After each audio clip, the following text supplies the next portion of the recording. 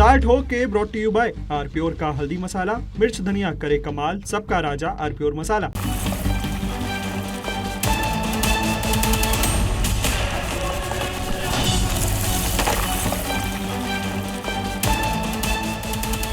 नमस्कार, आप देख रहे हैं बहस का नंबर 1 शो ताल ठोक के। आपके साथ मैं हूं प्रत्युष खरे। आखिरकार राजनीति और राजनेताओं की चॉइस का एक और मुद्दा सामने आ गया, जाति। केंद्र सरकार ने जातियों की गिनती का फैसला कर लिया है। लोगों से इसके लिए कुल 40 सवाल पूछे जाएंगे, जिनमें 10वें नंबर के सवाल में जाति बतानी होगी। जातियों की गिनती के सरकार ने जो तरीके तय किए हैं, उस पर कांग्रेस ने सवाल खड़ा किया। ऐसे में बहस जरूरी है, क्योंकि आजाद भारत में पहली बार जातियों की गिनती होगी राष्ट्रीय स्तर पर। विपक्ष के कुछ दल लगातार जातियों की गिनती की मांग कर रहे थे। इस पर भी चर्चा जरूरी है कि जातियों की गिनती से किस तरह के लाभ होंगे। सवाल है कि जातियों की गिनती से क्या कमजोर वर्गों को योजनाओं का अधिक लाभ मिलेगा? कहीं जातियों के आंकड़ों का राजनीतिक इस्तेमाल तो शुरू नहीं हो जाएगा? जातियों की गिनती बेहतरी के प्रयास से अधिक राजनीतिक कवायद क्यों लगती है? इनके अलावा भी कई और सवाल होंगे जिस पर ठोकेंगे ताल। साथ होंगे खास मेहमान, लेकिन उससे पहले छोटी सी रिपोर्ट देखें।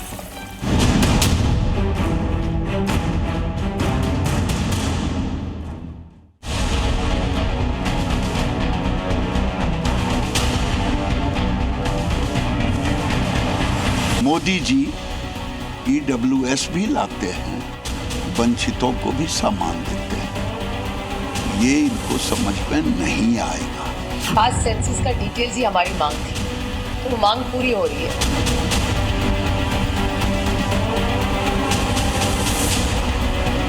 कोट पर जनेऊ पहनते हैं, टोपी लगाते हैं, चर्च जाते हैं तो क्रॉस पहनते हैं। अब जब जातीय जनगणना होगा तब इनको बताना होगा न।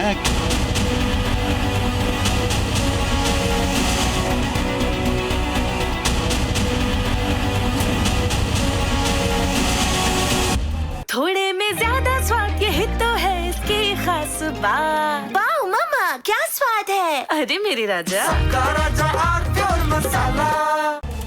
अपने मेहमानों साहब को मिलवा देते हैं। हमारे साथ हैं डॉक्टर अजय आलोक, बीजेपी के प्रवक्ता। रतन शारदा हमारे साथ जुड़ चुके हैं, पॉलिटिकल एनालिस्ट हैं। अनंत विजय सर हमारे साथ हैं, सीनियर जर्नलिस्ट। नीरज मिश्रा हैं, कांग्रेस के स्पोक्सपर्सन। प्रोफेसर सतीश प्रकाश जी हमारे साथ हैं, पॉलिटिकल एनालिस्ट। डॉक्टर राजकुमार राजन हैं, आरजेडी के प्रवक्ता। नीरज मिश्रा जी, पूरा विपक्ष ये कह रहा था कि ये सरकार कभी जाति जनगणना नहीं कराने वाली, इतनी देर क्यों कर रही है?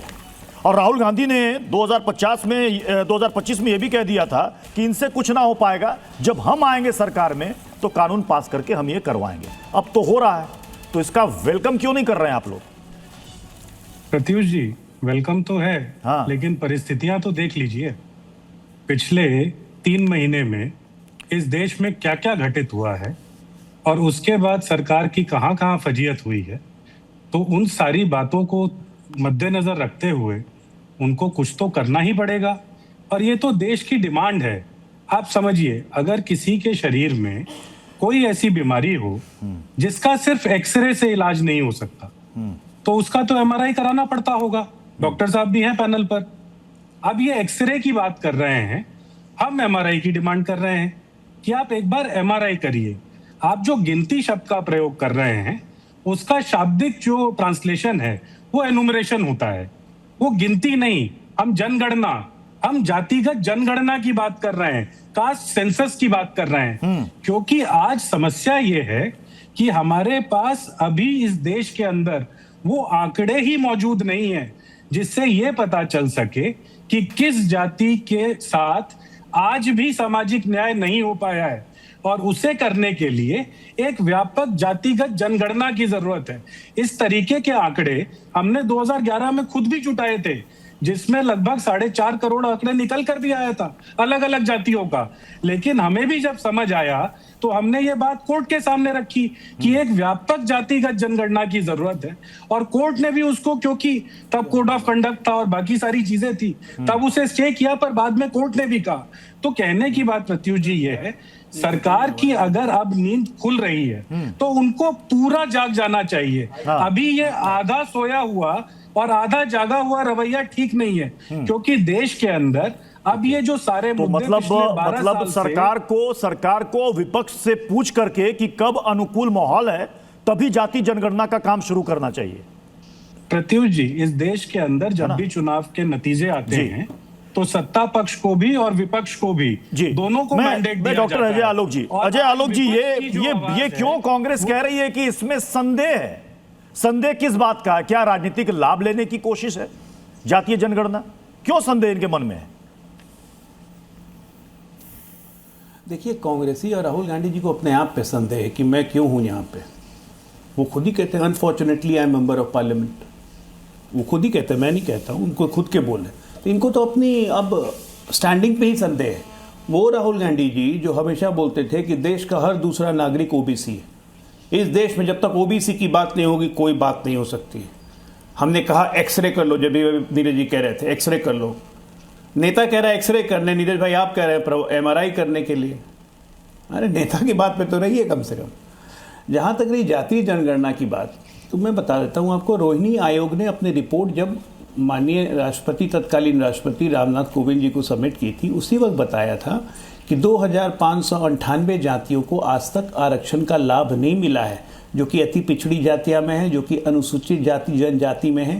तो इनको लाभ देने की जब तक ज़रूरत हम लोग पहल नहीं करेंगे तब तक ये कहानी हमारी पूरी नहीं होगी। इसीलिए अनावरत 70 साल से आरक्षण देने के बावजूद भी आप ये सोचिए कि सिर्फ अन्य पिछड़ी और पिछड़ी में 2598 इन जातियों को आज तक आरक्षण का मुंह नहीं देखा इन लोगों ने।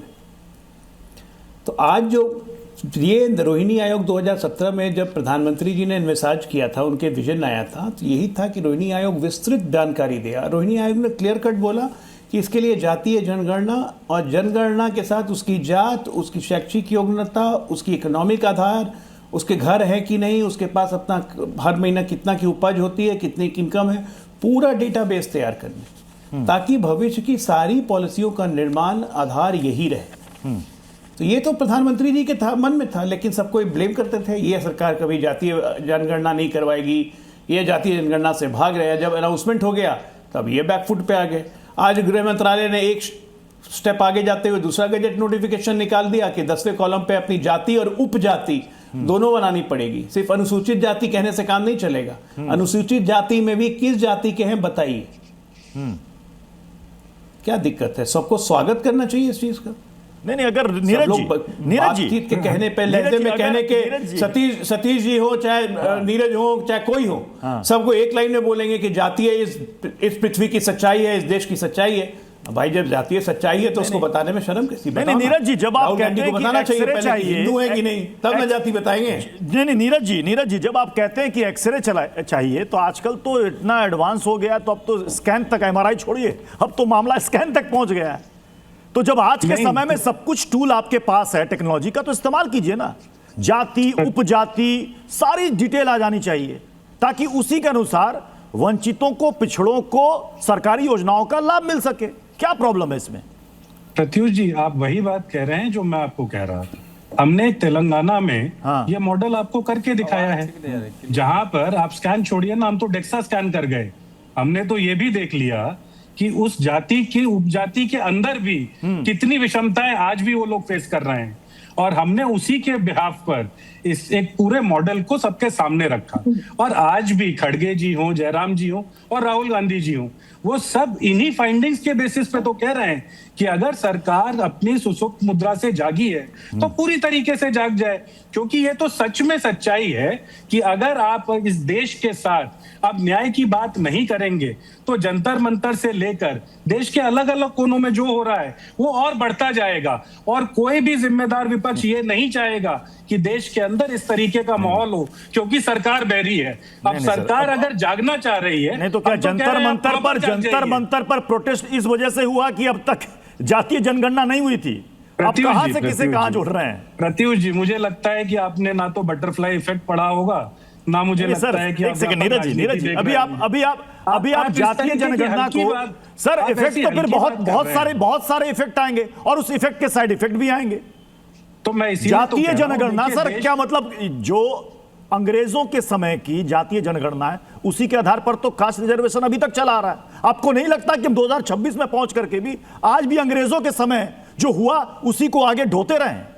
कितनी तब्दीली, कितनी बदलाव आ गए। मैं जल्दी से अनंत विजय सर, अब तक यही परसेप्शन रहा है जातीय जनगणना को लेकर, अनंत विजय सर, कि राजनीतिक पार्टियां जातीय जनगणना में जल्दी हाथ डालना नहीं चाहती। उनके लिए स्थिति ऐसी है कि आगे जाएं कि पीछे जाएं कि बीच में रहे, तय नहीं कर पाती हैं। अब जब इतने दिनों के बाद यह फैसला लेकर आगे बढ़ने की कोशिश की जा रही है, तो क्या इसमें भी इफ एंड बट होना चाहिए? मुझे लगता नहीं है कि इसमें किसी इफ एंड बट की गुंजाइश है। जो फॉर्म आज केंद्र सरकार ने या जनसंख्या आयोग ने जारी किया वो अपने आप में स्पष्ट है। उसमें जाति और उपजाति दोनों का कॉलम भरना पड़ेगा, और मुझे लगता है कि किसी भी डेवलपमेंटल इकोनॉमी के लिए ये बहुत अच्छी बात है कि विकास के लिए इस प्रकार के आंकड़े अगर आपके पास हो, तो मुझे लगता है कि सामाजिक न्याय के नारे से आगे बढ़ के वो जमीन पर उतारने में ये आंकड़े आपकी मदद कर सकते हैं। लेकिन अब राजनीतिक दलों का क्या है, राजनीतिक दल तो हर चीज पे राजनीति करेंगे, उनका धर्म है राजनीति करना। अगर राजनीति नहीं करेंगे तो वो किस लिए राजनीति में है, ये भी प्रश्न उनके सामने अस्तित्व का ही खड़ा हो जाएगा। अब तो लोग बाग मतलब हर चीज पे राजनीति कर रहे हैं, तो जाति तो एक बड़ा फैक्टर है ना। अभी भी लोग एक अनुमान के मुताबिक कहते हैं ना कि इस जाति के, जैसे M5 समीकरण की बात करते हैं, बिहार में भी और उत्तर प्रदेश में भी कितने % मुसलमान हमको देते हैं, इतने % यादव देते हैं। अब तो फिर मुझे लगता है कि जाति की संख्या एकदम स्पष्ट हो जाएगी, लेकिन उसकी डेमोग्राफी का कैसे पता चलेगा, वो जारी होता है नहीं होता है, क्योंकि उससे चुनावी राजनीति पर असर पड़ सकता है। प्रत्युष जी, अगर मुझे लगता है कि जिसके पास भी वो डाटा होगा तो वो जाति व्यवस्था थोड़ी और गहरी होगी, लेकिन उसको छोड़ भी दिया जाए 1 मिनट के लिए, अगर उनका उत्थान होता है इस जातिगत जनगणना से, जो तथाकथित तौर पर जिनको हम पिछड़ी जातियां कहते हैं, या जिनके पास अभाव है, जिनके पास विकास की किरण नहीं पहुंच पाए, जिनके पास सामाजिक कारणों से उनका उत्थान नहीं हो पाया, अगर उनके बारे में पता चल जाएगा कि वो जाति समूह किस भौगोलिक क्षेत्र में है, तो मुझे लगता है कि ये एक अच्छी चीज है और सब राजनीतिक दलों को स्वागत करना चाहिए। कांग्रेस पार्टी और तमाम राजनीतिक दल तो ये कर ही रहे थे। नीतीश कुमार के सरकार में जातिगत सर्वे बिहार में हुआ ही था, उसको जनगणना ना भी कहें, लेकिन उससे एक अनुमान तो होता ही है ना कि किस प्रकार से आपको काम करना। और आप जैसे अपने स्क्रीन पर लगातार दिखा ही रहे हैं कि किन किन चीजों में फायदा होगा, उसको दोहराने का कोई अर्थ नहीं है, क्योंकि दर्शक आपके देख ही रहे हैं। छात्रों को भी फायदा होगा और गरीब तबके के उन लोगों को भी फायदा होगा। और हाँ, थोड़ा सा जो सामाजिक न्याय के झंडा बरदार नेतागिरी करने वाली दल है या जो नेता है, उनको थोड़ी मतलब परेशानी हो सकती है इन आंकड़ों के आने के बाद। जी, नवल जी हमारे साथ हैं आरजेडी से। नवल जी, स्वागत कर रहे हैं सरकार के इस फैसले का। ये जेडीयू वाले नवल जी हैं शायद। नवल जी हैं जेडीयू से, माफ कीजिएगा। नवल जी, स्वागत कर रहे हैं। क्या फिर विपक्ष को संदेह क्यों है? जी, बस 2 मिनट का समय दीजिए। जी, बोलिए।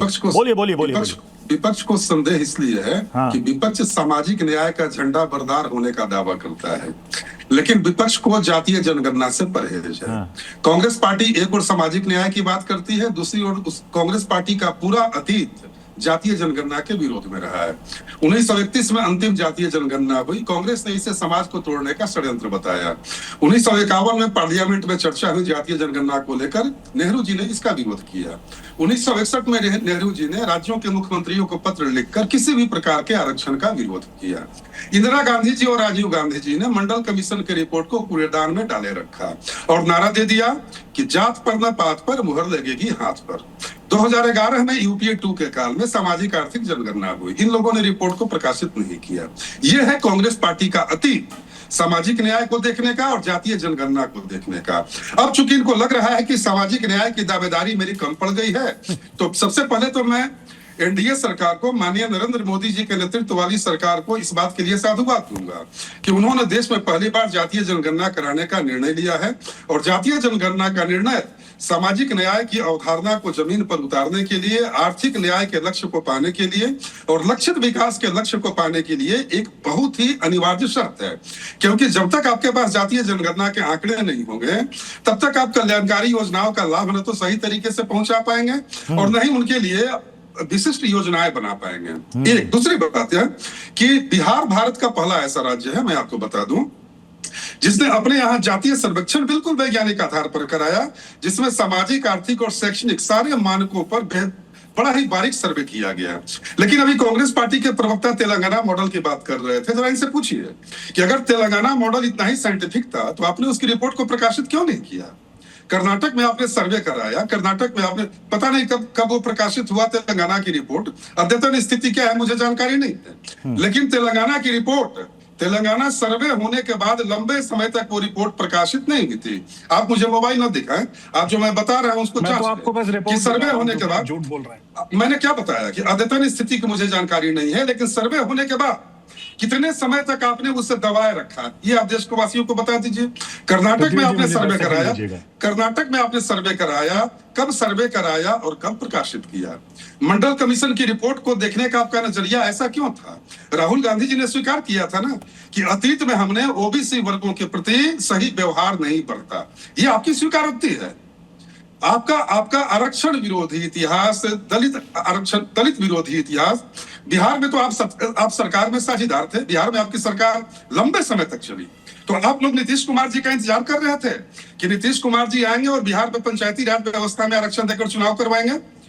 बिहार में पंचायती राज व्यवस्था में SC ST और ओबीसी को आरक्षण किसने दिया? नीतीश कुमार ने दिया, आपने क्यों नहीं दिया? 2006 में पंचायती राज व्यवस्था में और 2007 में नगर निकाय में ये नीतीश कुमार जी थे जिन्होंने आरक्षण देकर चुनाव कराया। तो कांग्रेस का तो पूरा अतीत आरक्षण विरोध कर रहा है, सामाजिक न्याय के विरोध कर रहा है। के साथ कितने सारे फैक्ट्स को गोलमोल करके आपके सामने रख रहे हैं। भाई मुझे एक बात बताइए, 2011 के सेंसस के आंकड़ों को जारी करने के लिए केंद्र सरकार को किसने रोका? हमें तो कोर्ट ने रोका था। जब वो कोर्ट ने पाबंदी हटा दी 2014 में, तो नरेंद्र मोदी जी ने उसको क्यों सार्वजनिक नहीं किया?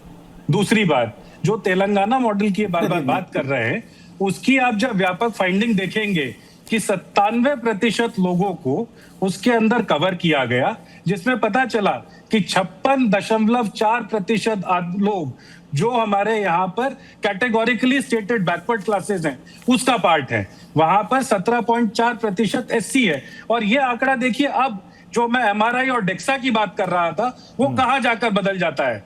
जब ये आंकड़ा निकल कर आया तो ये पता चला कि जो वहां तेलंगाना में SC ST कम्युनिटी है उनमें और जनरल कैटेगरी जिसे कहा जाता है उसमें जो इकोनॉमिक डिस्पैरिटी है वो 2.7 टाइम्स की है। तो इतने जब आप डीपली जाकर एनालिसिस करते हैं तब आपको पता चलता है कि वहां प्रॉब्लम क्या है। और इसी की वजह से वहां पर हाउसिंग फॉर ऑल की बात हो, आज वहां पर सब्सिडाइज फूड प्रोडक्ट्स की बात हो, वहां पर सरकार जो अब इन लोगों को जिनको आर्थिक तौर पर, सामाजिक तौर पर न्याय की जरूरत है, उनके लिए हर कदम पर स्कीम बना रही है। हम बार बार यही कह रहे हैं प्रत्युष जी, ये जो गोल गोल करके आपको कहानी सुनाएंगे ये सिर्फ इसलिए कि ये लिप सर्विस करना चाहते हैं, ये सिर्फ बोल के अपनी बात को खत्म कर देना। जल्दी से राजकुमार राजन जी का रुख करूंगा। राजकुमार राजन जी, सामाजिक न्याय की बात तो बहुत होती है, सामाजिक न्याय तो मैं इनके सवालों का जवाब दे दूं।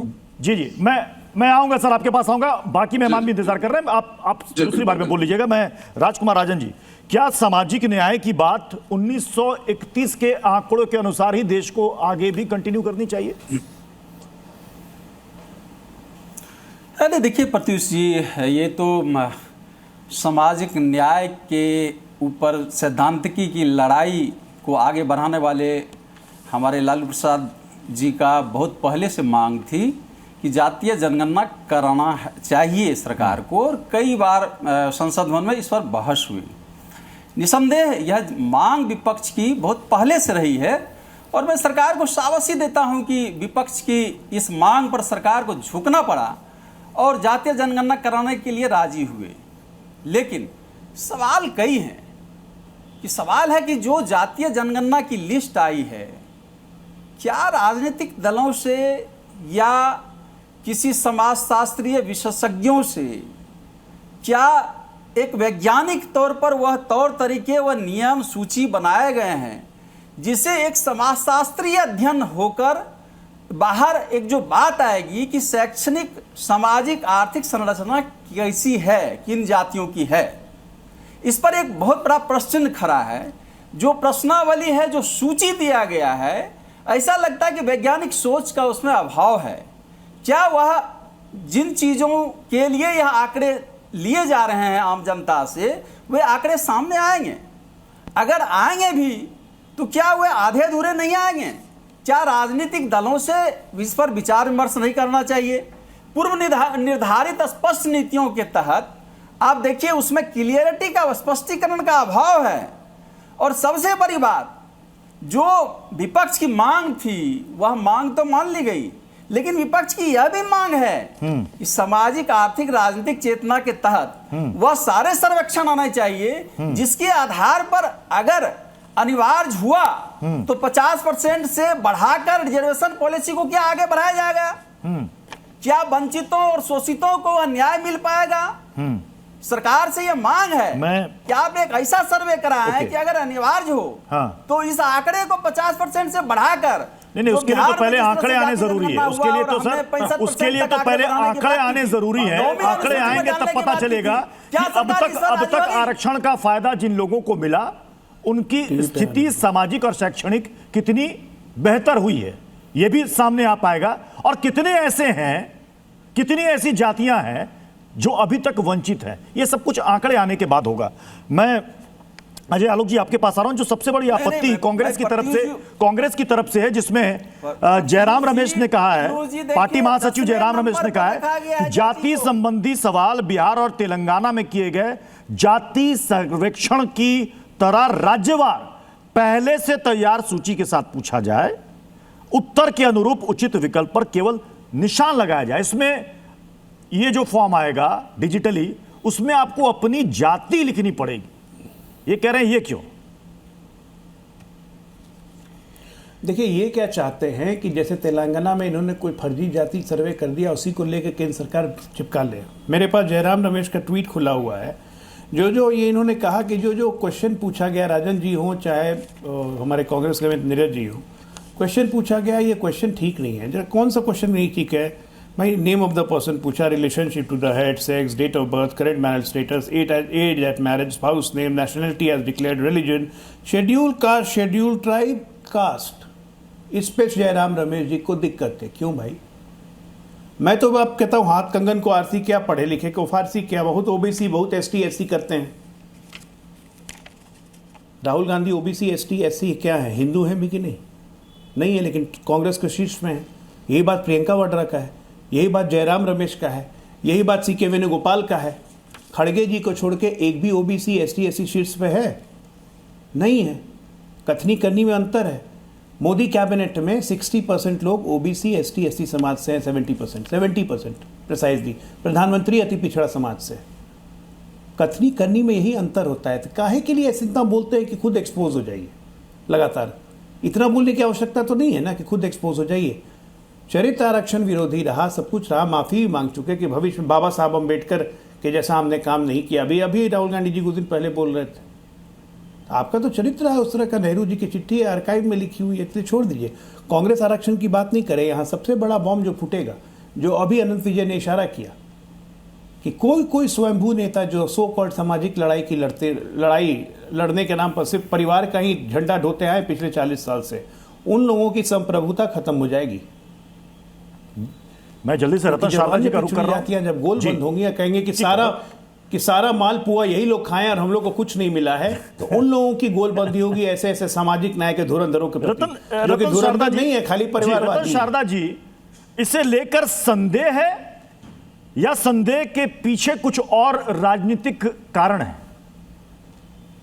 मैं देखिए प्रत्युष जी, काफी समय से इन लोगों के चेहरे पढ़ रहा हूँ जो जातीय पार्टियां चलाते हैं, जाति के नाम पे वोट लेते हैं। दो सबके चेहरे पे चिंता है। कांग्रेस वाले चेहरे पे तो बहुत चिंता है। बड़े बड़े बम्बैस्टिक शब्द उन्होंने डाले जिनके अर्थ भी शायद हम लगा नहीं पाएंगे, इस तरह के अर्थ उन्होंने डाले, लेकिन वास्तव में चिंतित है, बहुत चिंतित है। उनको लगता है कि भाई ये जो हमारा खेल है जातिवाद पे चलने का, वो समाप्त हो जाएगा। इन्होंने 2011 का क्यों नहीं लागू किया? बड़ा जोर शोर से कह रहे थे। 2011 का जो जाति सर्वे था उसके अंदर 46 लाख कास्ट सबकास्ट खड़ी हो गई, क्योंकि फ्री फ्लोइंग फॉर्म था। डेटा में इतनी गलतियां थी, टेलिंग में इतनी गलतियां थी कि finally it had to be abandoned. ये मैं आपको ये रिपोर्ट पढ़ने के बाद बता रहा हूँ। ये उंगली उठा के नहीं चलेगा, उंगली आप लोगों में बहुत उठा चुके हैं। नहीं रतन जी, वास्तविकता ये है कि इतना इम्प्रैक्टिकल था वो। मैं तो बस वही बता रहा हूँ। मैं तो कुछ बोला नहीं ना, मैं तो बोला नहीं। आप बोल रहे थे बहुत कुछ, मैं ध्यान से सुन रहा था ज्ञान आपका। दूसरी बात, 80 साल के सारे प्रवास के अंदर 65 साल कांग्रेस और उनके इकोसिस्टम का शासन था, कास्ट सेशन दोबारा क्यों नहीं हुआ? इसका उत्तर देंगे क्योंकि इनको केवल कास्ट डिवीजन के ऊपर राजनीति करनी है। जाति हटाओ के नाम पे जाति बढ़ाओ, जातिवाद बढ़ाओ।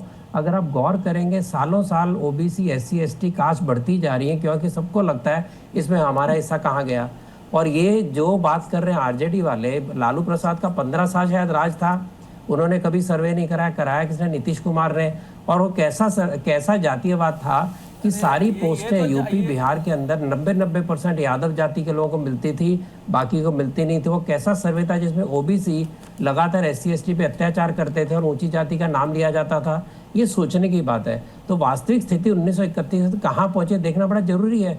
अभी ये सारी जो बातें चल रही हैं, किसने किसको इफेक्ट किया, ये अगर ये देखा जाए कि डोमिनेंट कास्ट कौन सी है, तो इसका लाभ मिल रहा है क्यों? लगातार वही जातियां लाभ उठा रही हैं और सैकड़ों ऐसी जातियां जिनको लाभ ही कभी मिला नहीं इस सेंसस से बाहर आएगा। अगर आपको लगता है इसमें कुछ और भी कमियां तो बता सकते हैं, लेकिन चिंता आपको उसकी नहीं कि सेंसस आपको लगता है हो जाएगा, उसके बाद हमारा क्या होगा, क्योंकि उसके बाद नई पॉलिसीज आएंगी। उसके अंदर इन्होंने माइनॉरिटी का इन्होंने करवाया था सर्वे, उससे क्या पोल खुली कि माइनॉरिटी को लगातार यहाँ उनको सारे लॉलीपॉप पकड़ाते हुए भी लगातार पिछड़ते गए वो लोग। तो ये जो सारा खेल है इसी तरह प्रकट होगा। सतीश जी, क्या दिक्कत राजनीतिक दलों के साथ ये है कि अब तक जो वो जातिगत आधार राजनीति करती रही है कास्ट के हिसाब से, क्या वो पूरा सिस्टम हिल जाएगा? अब तक जिन कास्टों की चर्चा होती है कि कितने यादव, कितने भूमियार, कितने राजपूत, कितने ब्राह्मण, उसी के हिसाब से टिकट भी दिया जाता है। अब अगर नया अगर जातीयगत आंकड़ा आ गया तो पता चला रहे इनकी स्थिति तो बेहतर हो गई है, कुछ और नई जातियां जो छूट गई थी उनको शामिल करो, तो फिर से पूरा कास्ट का इक्वेशन बनाना पड़ेगा, फिर उम्मीदवार खोजने पड़ेंगे। क्या इस वजह से डर है? इफ एंड बट की बजाय यही तो नहीं है? नहीं प्रत्युष जी, देखिए भारतीय समाज की एक बहुत बड़ी यही दुर्भाग्य है कि जाति भारतीय समाज की सच्चाई है और भारतीय समाज में पैदा हुआ व्यक्ति जन्म से लेकर मृत्यु तक कहीं ना कहीं जाति को ढोता है या जाति उसके शरीर से चिपकी रहती है और वो जीवन भर जाति के साथ रहता है। लेकिन जब जातीय सर्वे की बात आती है या जाति के ऊपर चर्चा की बात आती है तब वो कहीं ना कहीं अपने आप को इस व्यवस्था से दूर करता है। एक बात मेरा मानना यह है कि जब जिस देश में आप रहते हैं ना, यहाँ कुत्ते, बिल्ली, पशुओं की जनगणना हो सकती है, मानवों की जनगणना नहीं हो सकती। क्यों नहीं जनगणना हो सकती? क्या परिवर्तन आएगा? हाँ, एक परिवर्तन आएगा जो मैं आपके सामने रखना चाहता हूं। भारत में ऐसा कोई वर्ग समूह नहीं है जो आज आरक्षण के दायरे में ना हो। देश की 15% सामान्य जाति को 10% ईडब्ल्यूएस का आरक्षण मिलता है। ओबीसी को आरक्षण मिलता है जितना 27% आरक्षण ओबीसी को मिलता है वो उसकी संख्या से लगभग आधा है। अनुसूचित जाति, अनुसूचित जनजाति को आरक्षण उनकी आबादी के हिसाब से मिल रहा है।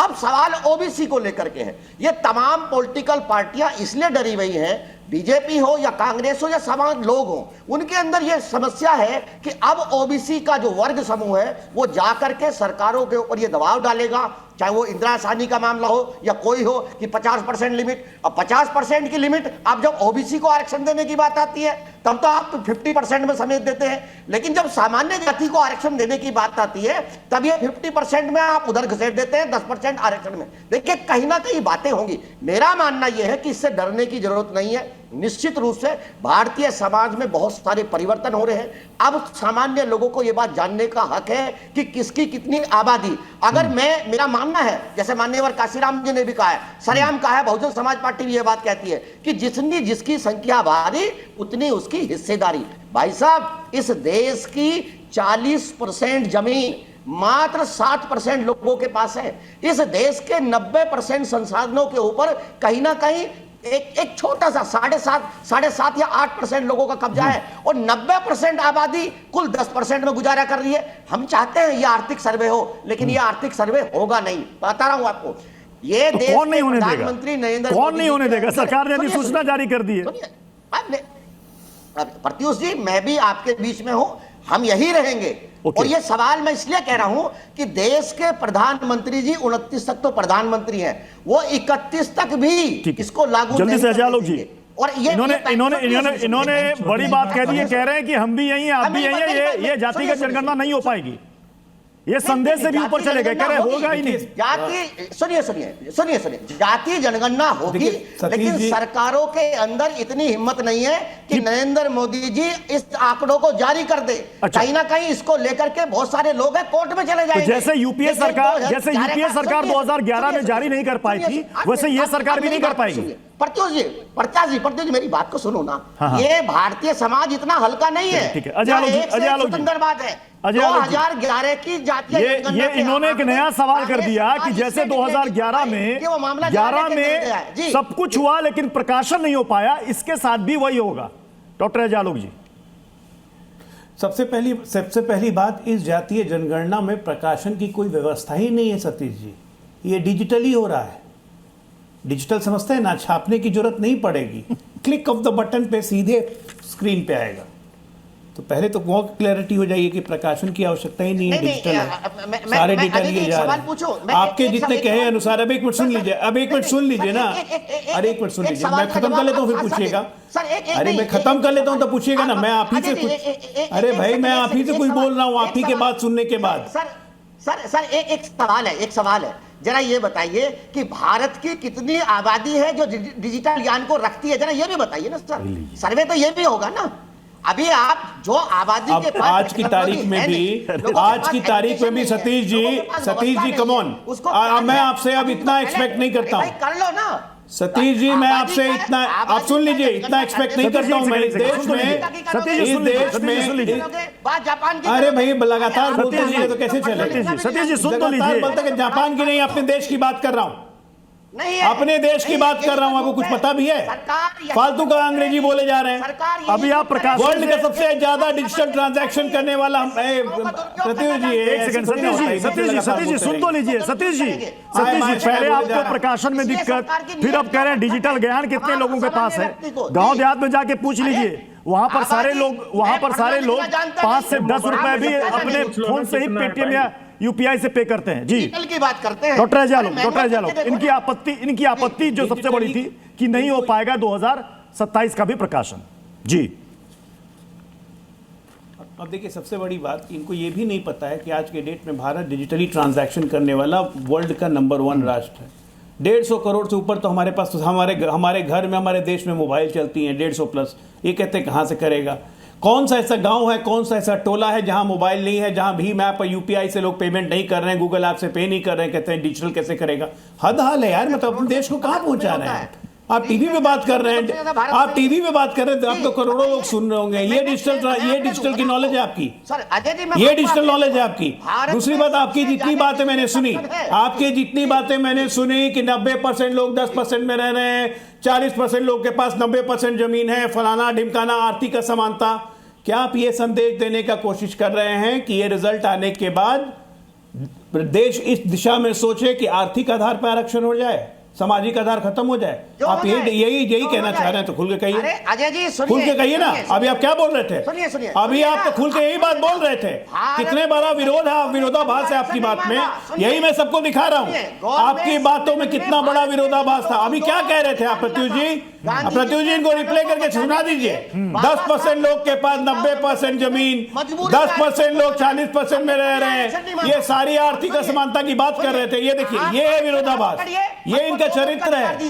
ये इसी तरह भटकते हैं, गोल पोस्ट इसी तरह चेंज होता है इनका। ये चाहते ही नहीं है कि अन्य पिछड़ी जातियां, अन्य जातियां जिनको आरक्षण का लाभ नहीं मिला, वो आगे पटल पे आए। इनकी सबसे बड़ी समस्या है, इन लोगों की सबसे बड़ी समस्या यही है कि जिस जाति का वर्चस्व बना रहेगा, राजकुमार राजन जी को लाइएगा, शर्मा जी को लाइएगा, राजकुमार राजन जी उसी का बना रहे हैं। राजकुमार राजन जी 2011 में जो 29 सवाल पूछे गए थे, राजकुमार राजन जी, वो 29 सवाल आपके पास भी होंगे जिनमें क्या क्या पूछा गया था। बच्चों से जुड़े सवाल थे, जन्मस्थान, माइग्रेशन की जानकारी थी, रोजगार, काम की श्रेणी, काम की जगह पूछी गई थी, आप कितने शिक्षित हैं, साक्षरता की जानकारी, धर्म पूछा गया था, नाम, उम्र, लिंग, वैवाहिक स्थिति पूछी गई थी, जाति के लिए SC ST की जानकारी ली गई थी।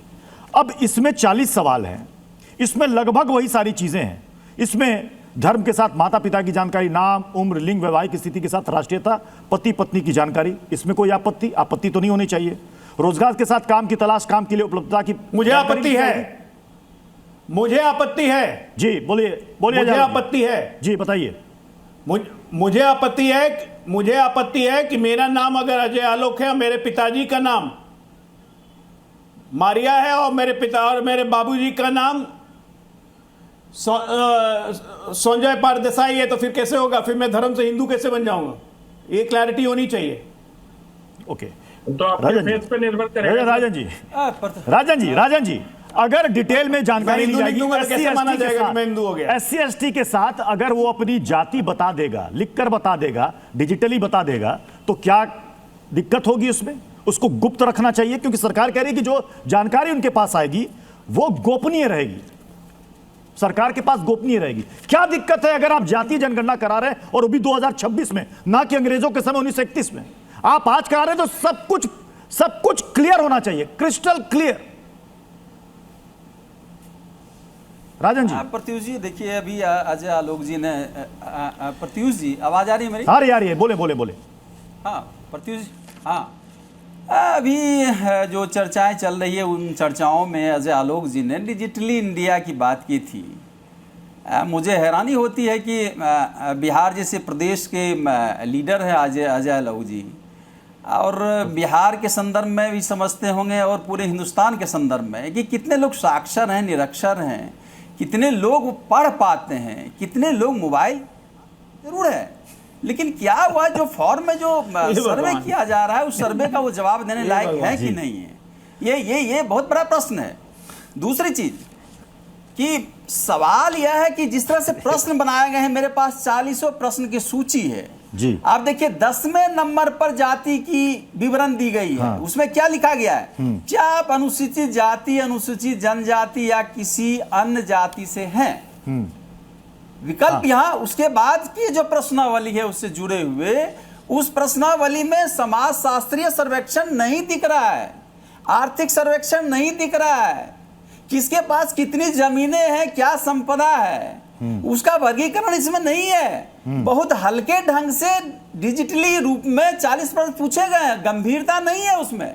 इसलिए मैं बार बार कह रहा हूं, एक वैज्ञानिक तरीका जो रिसर्च का होता है, अनुसंधान का होता है, जो खोज करनी है कि शैक्षणिक, आर्थिक, सामाजिक रूप से जो OBC ST SC है वो कहां पहुंचा है, तो क्या उसमें गंभीरता नहीं दिख रही है। दूसरी बात, बिहार में जब सरकार अजय आलोक जी और हमारी सरकार थी RJD की, तब हमने जातीय जनगणना करवाया था। राजन जी, उस जातीय जनगणना में 50% से बढ़ाकर हमने 10वें नंबर पर जाति की जानकारी पर केंद्र सरकार इनको दिक्कत है। 10वें नंबर पर कह रहे हैं कि डिटेलिंग नहीं है उसमें जो होनी चाहिए। पर मेरा वाक्य पुरान जल्दी से मैं प्रत्युष जी, राजन जी मैं आपको बता रहा हूँ, बिहार बहुत दिन से नहीं आए हैं। प्रत्युष जी राजन जी सुनिए ना, राजन जी समय कम है, जल्दी से मैं अजय आलोक जी से चाहूंगा कि इस पर जल्दी से कमेंट करें। जब कर दिया गया था तो अजय आलोक जी, राजन जी को ये कहना चाहता हूं कि बिहार बहुत दिन से नहीं आए लगता है, लेकिन पिछले 10 सालों से पर पर्सन पर स्क्वायर किलोमीटर में largest density of mobile population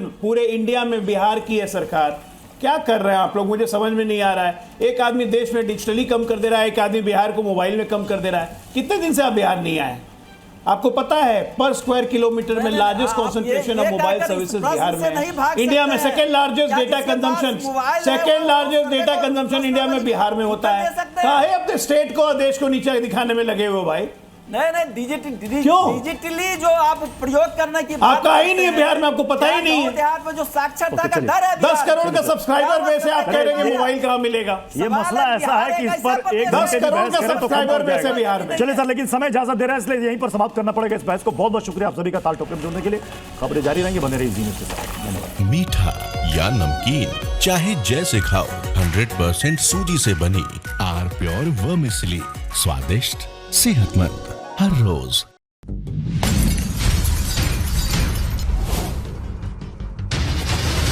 ताल ठोक के brought to you by R pure का हल्दी मसाला, मिर्च धनिया करे कमाल, सबका राजा आर प्योर मसाला।